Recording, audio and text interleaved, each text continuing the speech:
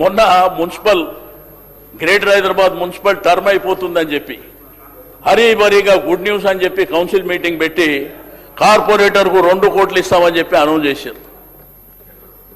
ఇప్పటి వరకు వాళ్ళ టర్మ్ అయిపోయి వాళ్ళ ఇళ్లలో ఉండిపోయి 4-5 నెలలు అవుతుంది. ఇప్పటి వరకు టేకప్ చేసిన సందర్భాలు లేవు. ఇదే శాసనసభలో మేము గెలిచినటువంటి ప్రజాప్రతినిధులు శాసనసభ్యులుగా కేసీఆర్ గారు కాన్స్టిట్యుయెన్సీ డెవలప్మెంట్ ఫండ్ అని 5 కోట్లు ఇచ్చారు. అంటే దగ్గర దగ్గర మాకు ఒక 1000 కోట్ల రూపాయల వరకు 9 సంవత్సరాల కాలంలో వచ్చినాయి. ఆ వచ్చినటువంటి కార్యక్రమాన్ని మేము చిన్న చిన్న రోడ్లు కానీ సివరేజ్ కానీ అవన్నీ స్ట్రీట్ లైటింగ్ కానివ్వండి అవిటికి పెడుతుండే, వాటర్ వర్క్స్ పెడుతుండే. కానీ మీరు వచ్చినాక 1 రూపాయి ఇస్తలేరు.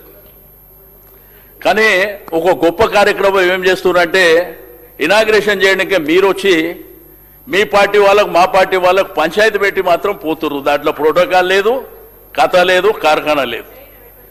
మొన్న కుక్కడపల్లికి గౌరవ ముఖ్యమంత్రి గారు పోయారు. సంతోషం, వారు రావాలి. ఆయన అద్భుతమైనటువంటి 2 పార్కులు ఇక్కడ అంబర్పేట ప్రాంతంలో కానీ లేకపోతే మొన్న అక్కడ మా కేటీఆర్ గారు సీఎం కేసీఆర్ గారు ఉన్నప్పుడు 30,000 కట్టినాం, దానికి దిక్కు లేదు, ఇంత పబ్లిసిటీ లేదు. కానీ 2టికి పోయిర్రు. పోయి సీదనన్న మీరే చెప్పాలి, అఫీషియల్ స్టోన్లా పార్టీ నాయకుని పేరు ఉంటుందా సార్? ఎక్కడన్నా ఓడిపోయిన వాళ్ళే చెప్పండి మీరు.